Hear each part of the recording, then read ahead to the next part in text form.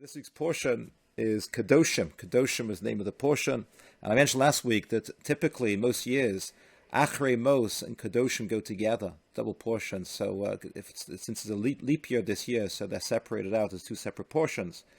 So Kedoshim contains a lot of mitzvahs. I mentioned last week also, there's a lot of mitzvahs in these three portions, Achrei Mos, Kedoshim, and Emor. So, as usual, we're just going to zoom into one particular part of the portion because the variety of topics and variety of mitzvahs which are mentioned in the portion are so diverse that it would be difficult to really link them all together. So I'm going to go into one particular pasuk, last two psukim of the parsha, the very last two verses of the portion. So if you have an Art Scroll Chumash, it's on page 671. It's chapter 20, verses 26 and 27. These are the last two verses of the portion. So listen carefully what it says. It says, "You shall be holy for me, for I am Hashem, I Hashem am holy, and I have separated you from the peoples to be mine." So this sentence, "You shall be holy to me, for I Hashem am holy," sounds like, if you know the portion a little bit, it sounds like it's the very first verse of the portion. The name of the portion is called Kedoshim, to be holy. And if you contrast this pasuk over here, at the end of the portion, to the very beginning of the portion, so the first pasuk says, Hashem said to Moshe to say the following, and the next pasuk, Dabel kol adas b'nei Yisrael, speak to the entire assembly of the children of Israel, and say to them, be holy, for holy am I, Hashem, your God. So it's really interesting that that's the second verse in the portion. So the second verse in the portion and the second to last verse in the portion are almost identical. They're almost identical. If you look carefully at the two verses, there are slight variations between the two of them. But essentially, it's the same message, to be holy. So this is somewhat of an unusual structure of a portion. Typically, portions don't stand out strongly as in the sense that the beginning and the end tied together. Most portions you don't really see this. With this one, you do see this, and it stands out very strongly. The second verse of the portion and the second to last verse of the portion are telling us, be holy. And what's the name of the portion? Kedoshim, be holy. So clearly, there's a message here, and there's a message that the whole portion is all tied together. So whatever we find in the portion clearly is linked back to this, to the two bookends of the portion of being holy, of trying to develop a sense of holiness in our lives. So it starts with holiness, it ends with holiness. So that's the overarching picture of the portion, if you will. But what's really striking is that's the second to last verse of the portion. Second to last verse, be holy. And the last verse of the portion, the final parting message of the portion is the following. Any man or woman in whom there shall be the sorcery of Ov or Yedoni, they shall be put to death. They shall pelt them with stones, their blood is upon themselves. That's the parting message of the portion. Anyone who practices Ov, the sorcery of Ov and Yedoni, is liable to the death penalty, to be pelted by stones. That's the parting message. That's a very encouraging parting message of the portion. I mean, the truth is, a lot of people don't always pay attention all the way through the Torah reading, all the way to the very end. But if your person's really paying attention, they say that the final message is the strongest message of any speech or delivery. So the parting message is, anyone who practices Ov and Yedoni, put to death. And of course, everyone's wondering, what in the world is Ov and Yedoni? It's a sorcery. It's a type of sorcery. The pasuk says it's a type of sorcery. But what is it exactly? And why is that the final message of the portion? And what's that got to do with the overarching message of holiness that the portion is all about? So I thought it'd be a good opportunity to explain a topic which it's a little bit. It's when I say it's close to my heart. Anyone who knows me knows that I had a hobby, and I can't seem to shake it off of myself. The hobby of magic. Ever since I was a kid, I was always into magic, and I still have my magic tricks, and I have my collection, sleight of hand, all that kind of thing. So I've always been fascinated by magic, obviously, and and also I was also fascinated when I was much younger. I was also fascinated in the area of sorcery and black magic until I found out it's not really a thing we're supposed to do in Judaism.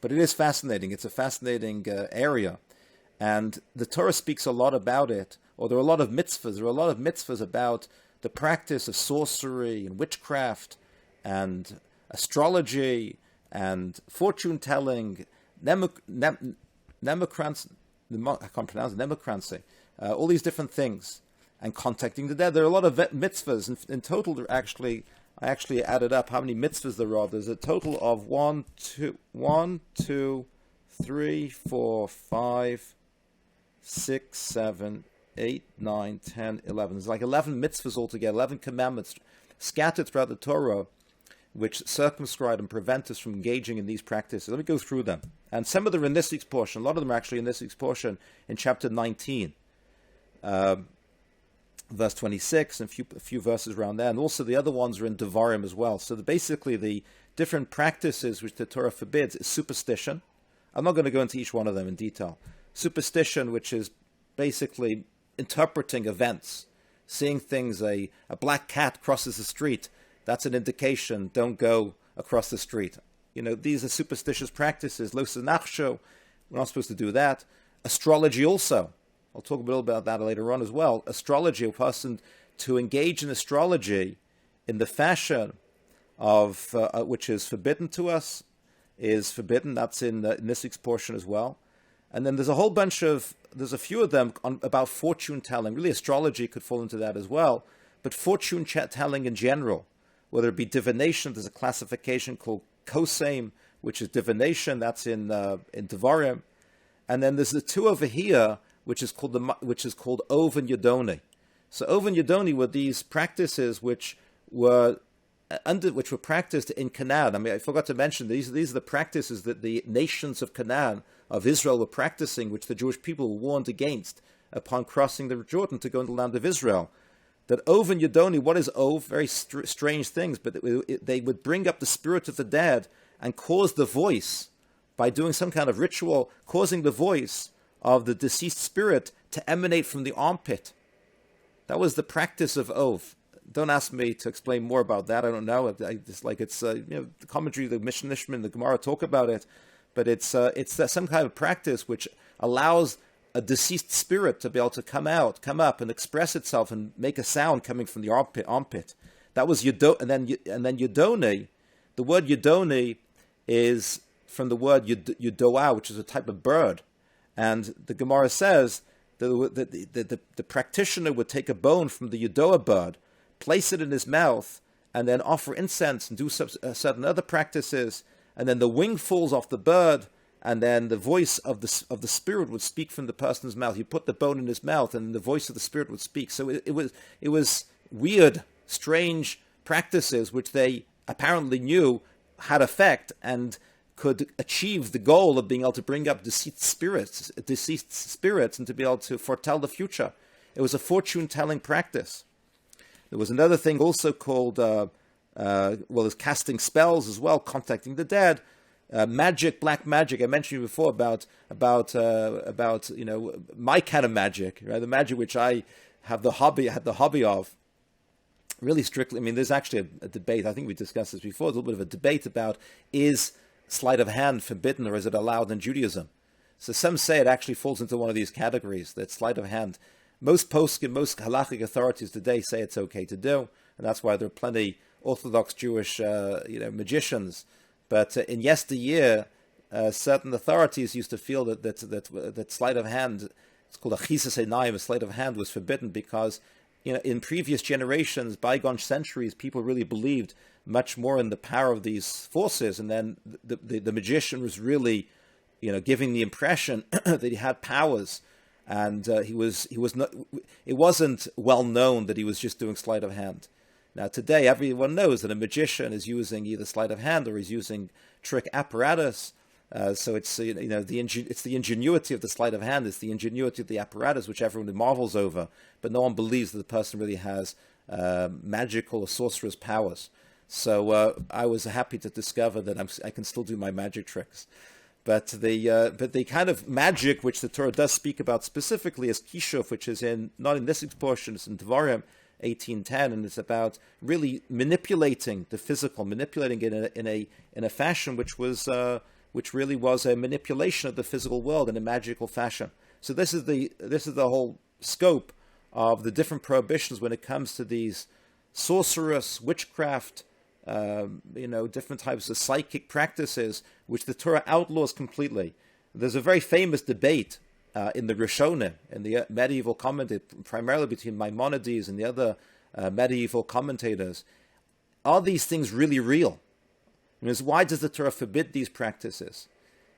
Does it forbid these practices because it's all nonsense and why believe in nonsense? Or is it because it's really real and it's barred from us? We're not supposed to engage in these practices. It's a very famous machlokas, very famous debate. Maimonides held that they were all nonsense. They weren't really real. Now, when I say that, the Rambam Maimonides says that. The other Rishonim, the other commentators really take issue with this in a severe way, and they bring all sorts of proofs that it's not true, that they were really true, and even the Talmud recognizes the truth of them. So there's why the Rambam said that. It's a discussion unto itself. But most commentators say that these forces were real and are real, and that's the opinion. The standard Jewish opinion is that these different types of practices, magic, astrology, communicating with the dead, all of these different activities are really real, but they're still forbidden anyway. They're forbidden to engage in. The Torah doesn't want us to engage in them, but they're real. And there is a reality. Obviously, I speak all the time about the concept of the continuity of the soul and the person's conscience still continuing. So the fact that the dead continue to exist in some fashion or other, or the conscience of the person continues, that's a reality. Whether or not we're not allowed to contact them. That's the Torah's prohibition. You can't contact the deceased. And black magic, sorcery, can we manipulate? Can we utilize means to be able to manipulate the physical world and do changes in the physical world? So beyond the natural means that we have, yes, we say we can. It's forbidden, though. It's a forbidden practice. Do people do it today? Can people do it? I don't know. I don't know whether there are people who claim they can do these things today. It's not really the issue. The issue is that it's forbidden to do anyway.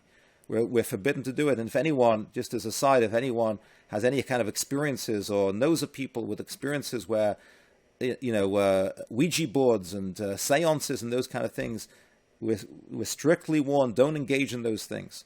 And not to gain any kind of information which may be transmitted from the deceased. That's a forbidden thing to do. The question is why do they exist? Why are these forces there? What does Judaism say about why these things even exist in the first place? So one of the principles which we have is that the way Hashem made the world in a manner of levels and layers. We have a concept that there are different existential planes of existence of the world. The world of Hashem when I say the world of Hashem, Hashem's essence is incomprehensible. So Hashem, in creating the universe, Kabbalistically, it's hard to understand completely these ideas, but the Kabbalistic understanding is there was a thing called tzimtzum, like a constriction of his energy in creating this physical universe. But in creating the physical universe, he created layers and levels, and there are 4 realms of worlds, as they call them, 4 worlds of forces. The highest world of forces is the world of the ultimate, like, emanations of God's attributes. And then another world after that is a world called higher forces of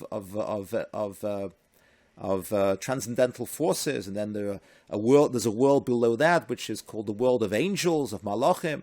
And we get down to the physical world. But what's happening is, in the creation of the world, there are levels. And the reason for this is because the power and the light and the intensity of Hashem's essence is so powerful that no human being, no physical being could tolerate its existence.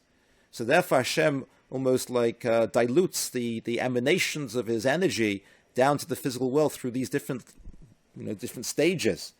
But the point is that there are forces and realities in different worlds, on different levels, on different levels of, or different stories of the world.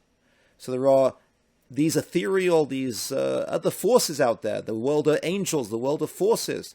But the reason they're created is in order to dilute, so to speak, the intensity of that light which flows down through those levels down to the physical world. The only point I want to make with this is the fact that there are other forces out there. And therefore, anyone who has an ability to be able to tap into those forces could tap into those forces. And they are there's ways we can peer into. We can peer into those upper stories, so to speak. One of the things which, I give a class on Friday mornings, Derech Hashem, the Way of God, which gets into these subjects in much more detail. We'll be getting into these topics over the next several weeks on Sunday mornings. Sunday mornings, 9:30 at Briar Drive. That's live, and if you want to do it on Zoom, it's on Zoom as well. Look at the website. But we're going to get into these subjects in much more detail, especially astrology as well. And that's one of the things which I'm going to mention right now, is that one of the concepts which the Ramchal mentions and other commentators explain as well. It's strange, it's difficult to appreciate completely, but the whole body of the stars, the celestial beings, the constellations, are the level above us. And all the energies, all of God's energies flow down through these celestial bodies. So they flow down. So this is really what gives rise to the idea that a person can technically look at and see what's happening, so to speak, see what kind of energies are coming down. That's the art of astrology, to be able to see and to understand what's happening. So that's one way. And another way again is, even though it's forbidden, is to be able to is contact with the dead. It's forbidden to do, but because the deceased souls are roaming around in those upper realms and they can see things which we can't see. In fact, another way which we have access to that other information is by sleeping. By sleeping at night, when we go to sleep at night, the body, the soul separates from the body, and the soul is able to roam around in those upper realms and see information, be privy to information which we are privy to down here. So they're out there. There's forces out there. Now, dreaming, you can't say dreaming is forbidden because that's something which happens automatically to us. But the other active practices are actually deliberately, actively tapping into those upper realms. We're not allowed to do that. Why not? Why are we not allowed to do it? And if you think about it, if these are forces which are out there, then why are they any different to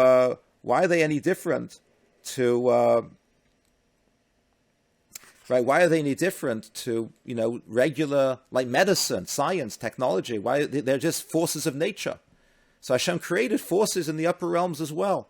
He created all these realities. So what's wrong with tapping it? If we're able to go to a doctor, if we're able to look at the stock market, we're able to do all of our other physical things and intervene and do things via all the different interventions, why not use these things as well? Or alternatively, another example is prophets. Nevi'im, in Judaism we have prophets. What are prophets doing? Prophets are also out there. They're having contact. They're able to tell of the future. They're able to know information which the regular person can't know. Yet prophets are completely okay. Obviously, we have prophets, we have Nevi'im, all those famous Nevi'im. So the difference is that, first of all, Nevi'im, prophets, is easy to answer because prophets are really not using these other forces to be able to tell the future and to tell you what's going on. They are connected directly to Hashem. A Navi, a prophet, is just a pure, unadulterated conduit of Hashem's word down to us. So that's not even tapping into these other forces. That's God speaking through the prophet. A prophet had to be a very holy person. He had to work on himself, develop himself, refine himself to reach that level, be able to be a conduit from Hashem. So a prophet certainly is fine. But in terms of what's the difference between utilizing these sorcerous powers, sorcerous means, versus using the stock market means or using the medical means, the technological means, what's the difference? So my thought on this is that the difference is that using physical means to achieve our ends. We know, obviously, a person can get lost in believing in the independent power of medicine and science and technology. You can get lost. But any thinking person who believes in God realizes that there's a big difference between Hashem and these physical forces which he created. So in as much as we are expected and commanded to utilize the physical forces to be able to reach our goals, but to really believe in the independent power of them, it's easy to appreciate. It's easier not to get lost in the belief that there's an independent power of them. But when it comes to these ethereal, supernatural forces out there, even though they're part of the creator of the world as well, I think if a person is allowed to tap into those forces, it's much, much more misleading, and it can lead a person much, much farther astray, because you're not just using a physical object, you're tapping into these supernatural forces it's much easier to be led astray and to believe that these are independent forces to God himself, because just like they are not seen and not visible and not, they're not sensible to the five senses, so God is not that way either, and it's much easier to be able to get lost into believing these forces have independent power to God. Perhaps that's the explanation. But the point is that all of these forces, whether it be these sorcerers' practices, witchcraft, black magic, astrology, it's a whole area of knowledge, of manipulation of nature, which is outlawed to us. Why? Because we have to only rely upon Hashem. Our goal, our mission, and our mandate is to rely upon Hashem, to connect to Hashem as much as possible. And this is summed up also, not in this week's portion, but in a verse in Devarim as well. Tamim tiyeh im Hashem elokecha. Be wholehearted, be pure with Hashem. Don't tap into these other forces. Use Hashem as your address. Use Hashem as your address. And even to a point, the Gemara says, that when it comes to astrology, for example, when in the realm of astrology, it actually says, Ein Mazel Yisrael, that the Jewish people are even above whatever you may see and predict in the astrological signs. It's a very important idea, Ein Mazel Yisrael. And the reason for that, because the Jewish people are commissioned and are given the task of living a spiritual life, connecting to God with mitzvahs, doing spiritual activities. That's our technique, that's our device, that's our conduit, that's our address. We have to live in the world of the spiritual, bring godliness. Don't use these other means to bring about whatever knowledge you want to be able to achieve. Ein Mazel Yisrael is a very famous story in the Gemara by Rabbi Akiva. Rabbi Akiva said, Rabbi Akiva was told by some fortune teller, that about his daughter, that on the night of her wedding, she's going to die. She's going to be bitten by a snake and she's going to die. So he was really nervous. I mean, even though he understood not to believe in these things or not to rely upon them, but in his belief in the intrinsic reality of them, he was nervous. But he tried to put it out of his mind. But his daughter got married. He went ahead and got married anyway. It's interesting. A lot of people, when they hear these kinds of things, that's what the Torah warns us against. Don't start changing your behavior. Don't change what your obligations are based upon these messages. And this is a very good illustration of this, because the wedding went ahead. He was aware of what the fortune teller had said, and he was a little bit anxious about it. The wedding went ahead. The next morning, he went to his daughter's house to see if she was okay, and she was fine. Thank God, she was alive. Everything was okay. And then she says to him, but you'll never believe what happened last night. What? He says, I got home and I took the pin out of my hair, and I stuck the pin inside the wall. And for the night, this morning I took the pin out, I realized there was something that this pin had pierced a snake which was hidden inside the wall, and killed the snake. So the daughter realized. She says, I realized that this snake, if I wouldn't have killed the snake, it could have killed me. So Rabbi Akiva realized that this person who had fortune told what was going to happen, really, there was a truth to it. It was a revelation of something which was going on in the physical world potentially. So then he said to her, so did you do anything yesterday? What did you do special yesterday? So she said that aside from getting married, a big mitzvah, but she also gave a meal, I think at the wedding itself, a meal to a poor person who came to the wedding. And she was especially kind, despite all the celebrations of the wedding. She gave this poor person a meal. And Rabbi Akiva realizes that, I realize now, that was because of that spiritual act that you did. You merited to be above mazel, to be above the mazel, to be above that, so to speak, prediction which was predicted in the physical realm. And you're above it. And that's a good illustration of how that notwithstanding all these different things which may exist and may be predictors in the physical level, on the physical level, don't use that as a channel. Use the mitzvahs, use spirituality, use your connection to God as your guide, as your arbiter of what you're supposed to do in life. That's Ein Mazel Yisrael. We're above the Mazel. We just tap into Hashem, we connect to Hashem, and that's the way to go. So that concept of being connected to God and not relying upon these other forces really is the theme of the portion. because the name of the Porsche is Kedoshim, to be holy. Now, one understanding of being holy is, standard understanding of it is, to separate from overindulgence and not being too hedonistic and living a holy life. But the Ramchal, the Shlus Yesharim, Path of the Just, he says in the chapter 26, he says, defining, giving us like a bottom line definition of holiness. He says the concept of holiness is Inyan Kedusha is she ha'adam davei kol kach be'elokav. Holiness is being so attached to God, being so attached to God in our actions, in our behavior, and in our minds as well. Being attached to God, living a life of devekas, of attachment to God. At shebeshum masa sheyasa, to the point that everything you undertake, anything you do, that God never departs, God never separates from your consciousness, from your awareness whatsoever. To the point he says that even though we're engaged in the physical and we may be pulled down by the physical, the opposite will actually happen. Not only we will not be pulled down by the physical will be elevated by us.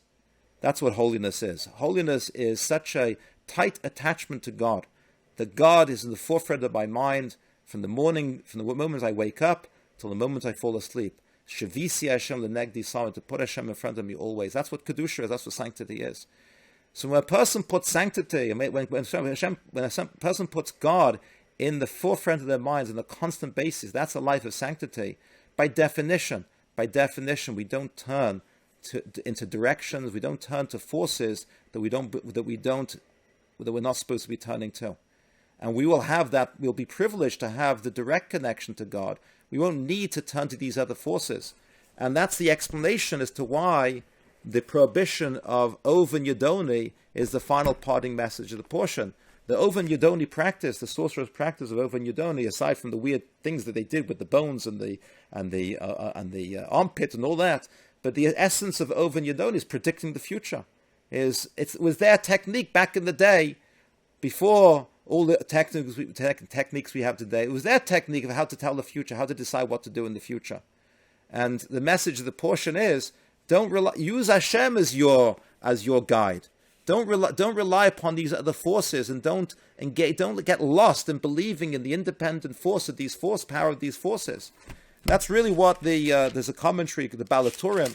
If you have the Art Scroll on page 671, he writes the following at the bottom of verse 27. The chapter ends with this sin of this Oven Yedoni practice of predicting the future, because it symbolizes the difference between Israel and the nations. If Israel serves God properly, with a life of Kedusha, sanctity, putting Hashem always in front of us constantly, we will deserve to have prophets, to have the true messengers of Hashem, the true messengers who are really connected to Hashem. We'll know what to do by virtue of his message, of the Nevi'im, the prophets, and also by virtue of the Torah. We'll use the Torah as our guide. And we'll have no need for those magical ways of foretelling the future that they utilize. Our way is being connected to Hashem, being connected to the boss. There's a story, Medrash says, there was an army, and there was an army that overtook another country, and they conquered the second country.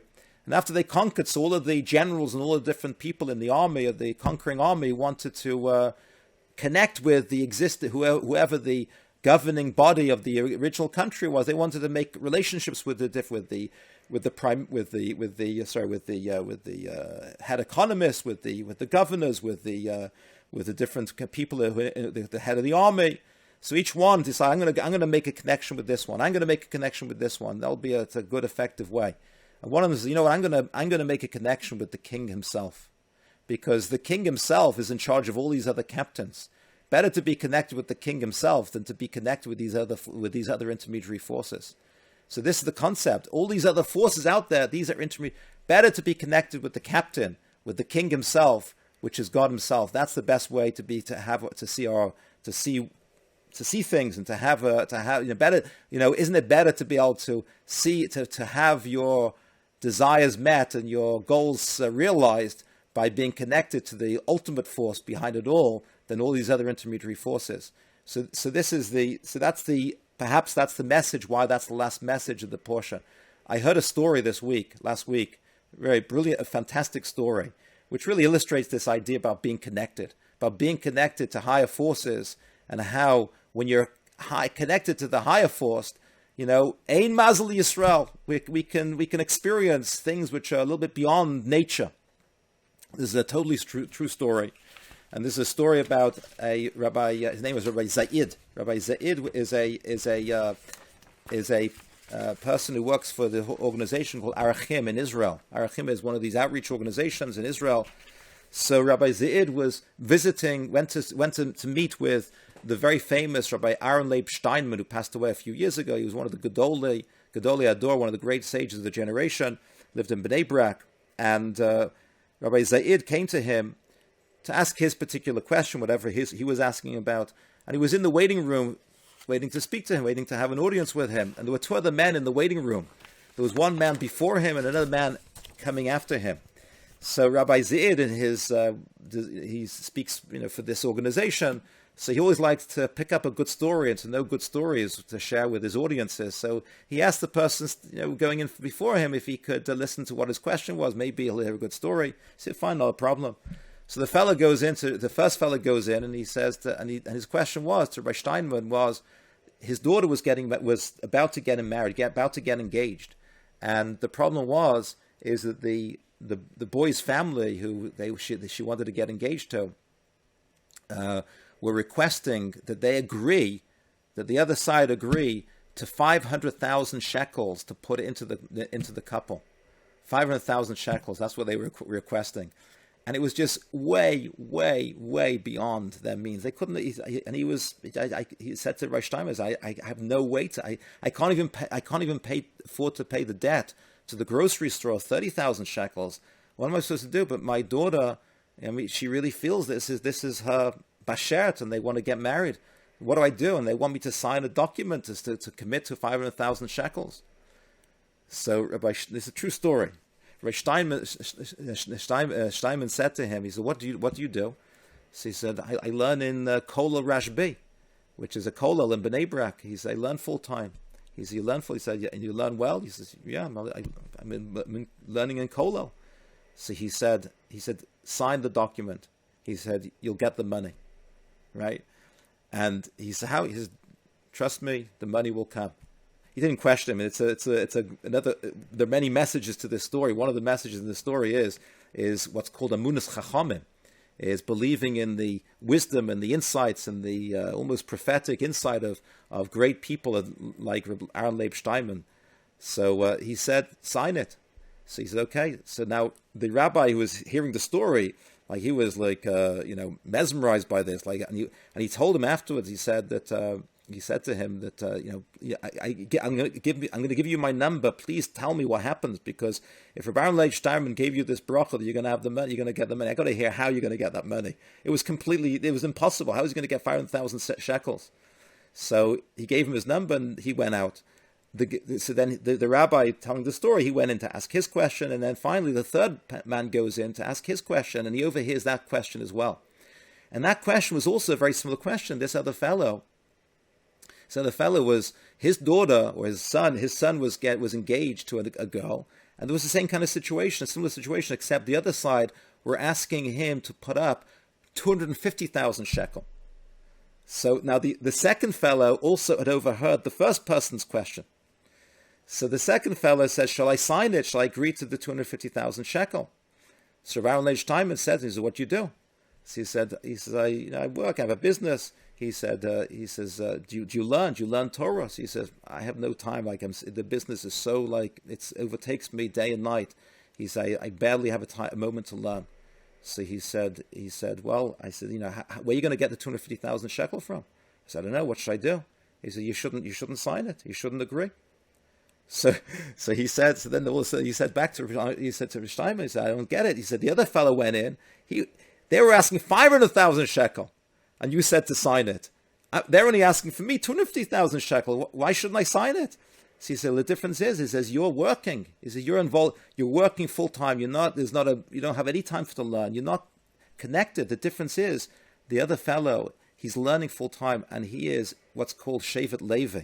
He's in the tribe of Levi, and there's a special providence which oversees him, and someone who's really completely immersed in the act of spiritual learning, he's deserving of a special bracha, and he's going to get that money.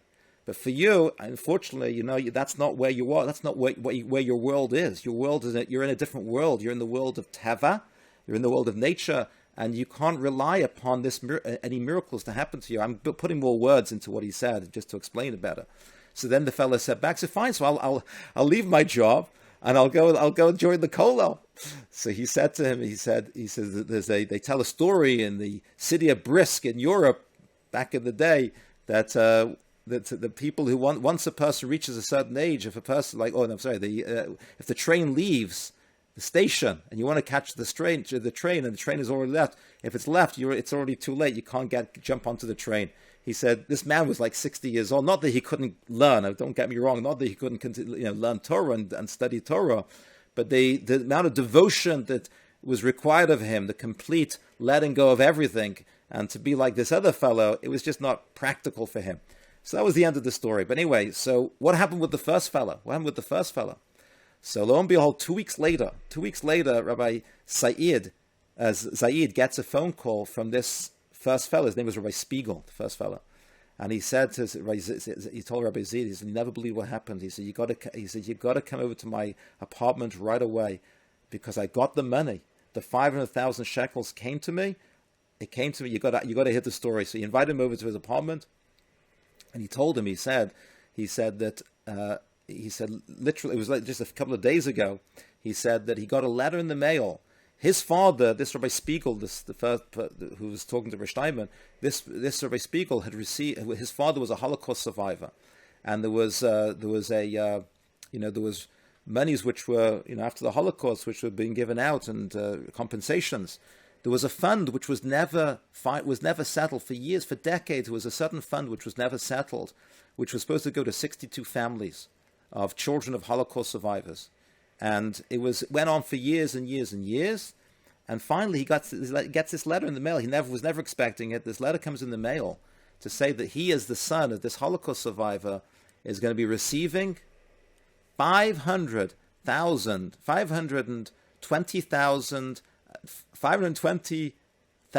and 5.9 shekels.